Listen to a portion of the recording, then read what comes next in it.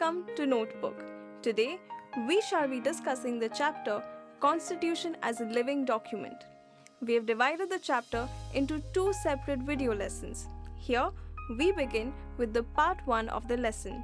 In this session, we shall be discussing the amendments to Constitution, articles to these changes, and how the basic structure of the Indian Constitution has remained unchanged. A constitution of a country is the document or book that enshrines the rules or principles by which nature and extent of government is stated. It is the law of land or nation. Changes to the constitution is not uncommon. Several countries have done it over time. For example, the Russian constitution has gone through 4 main changes. These changes were during the years 1918, 1924, 1936 and 1977. France too has gone through several different constitutions over time. In contrast, the Constitution of India, which was adopted on 26 November 1949 and formally started from 26 January 1950, continues to operate within the old basic framework. Thus, the question arises, were the makers of the Constitution far-sighted to cover all eventualities to be faced by India? How did the Constitution of India manage to survive throughout the changing political times? When the Indian Constitution was being drafted, the policy makers had to provide for a document that was foresighted enough to make place for future eventualities, despite being able to accommodate the contemporary problems. The Constitution was made in a way so that it could be amended and changed according to the future requirements of people and the country. Thus, it was accepted that although the Constitution was a sacred document, it required occasional changes with changing times and needs of the people. Indian Constitution is not static. The Constitution of India is a changeable document and the provisions allow for making new articles. It accepts the modifications as per society needs. There is flexibility of interpretation. Thus, the Constitution is a living document rather than a static one. Thus, the Constitution makers expected the people to respect the document and, as above, ordinary law. Now, we come to the most important question. If the Indian Constitution is indeed changeable, what is the process of doing so? Amending Indian Constitution.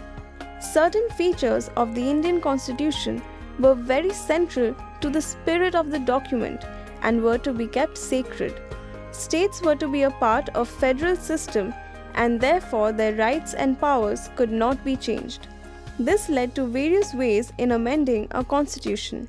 The articles in Constitution could be changed with a simple law of Parliament, and for remaining changes, there is a need to refer to the procedures laid down in the Article 368 of the Constitution. Article 2 and Article 3. Many articles do not need a special provision for modification. They only require the majority of both houses in Parliament. Article 2 states that Parliament can by law include new states. Article 3 makes it possible for the Parliament to increase the size of state as per law. Now we look into the article that is the provision for amending remaining constitution. Article 368. In the Constitution, the Article 368 has 2 methods for amending constitution. First is special majority of the 2 houses of Parliament. Another method requires special majority of 2 houses and 1/2 of state legislatures. All the amendments, in a way, are all initiated in the Parliament. What is the meaning of the special majority as stated in the rule book? Special majority. Special majority of 2 kinds is necessary for amendment to the Constitution. Firstly, the majority of those voting for the bill in either of both houses must be at least 1/2 of the total strength of the House. Secondly, the supporters of the bill must be 2/3 of those who are taking part in the voting. This applies to both houses in which the bill is presented in separate sessions and not a joint session. Therefore, for every amendment bill, the special majority is required. Next, we come to Principle of Amendment. The procedure to amend the Constitution, as mentioned in the Article 368, is through special majority of houses to Parliament. Only the elected members of the Parliament, those who are elected by the common mass of the country, can take part in the amendment of the Constitution. Thus, the guiding principle behind this is the parliamentary sovereignty. Next, we look into the example of significant amendments to Constitution in most countries. Significance of amendments to Constitution is provided in many countries of the world like USA, South Africa and Russia. In USA, it is 2/3 majority, while in South Africa and Russia, for some amendments, 3/4 majority is required for amendments to the Constitution. The second most followed principle is people's initiation of an amendment as allowed in Switzerland, Russia, and Italy, among many others. Let us now quickly revise what we have discussed so far. Summary. A constitution of a country is the document or book that states the rules or principles by which the government is run. It is the rule of land. Russian constitution has gone through 4 main changes, while the Indian constitution, adopted in 1950, has not changed its basic premise. Constitution of India has both flexibility and non-changeability. Various methods in amending a constitution were added later, since state rights and basic structure being sacred were to be kept secure and separate in the constitution.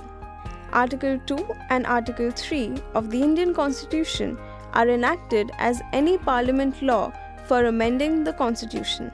Article 368 follows 3 ways for amending the constitution. For amending the constitution under Article 368, special majority is required. Amendment of constitution follows the principle of parliamentary sovereignty and sufficient consensus of the parliamentarians. This brings us to the end of the interactive session. We hope you have understood the first part of the discussion on Constitution as a living document. See you next in the second part of this video lesson, where we shall discuss the second part of this lesson. Goodbye.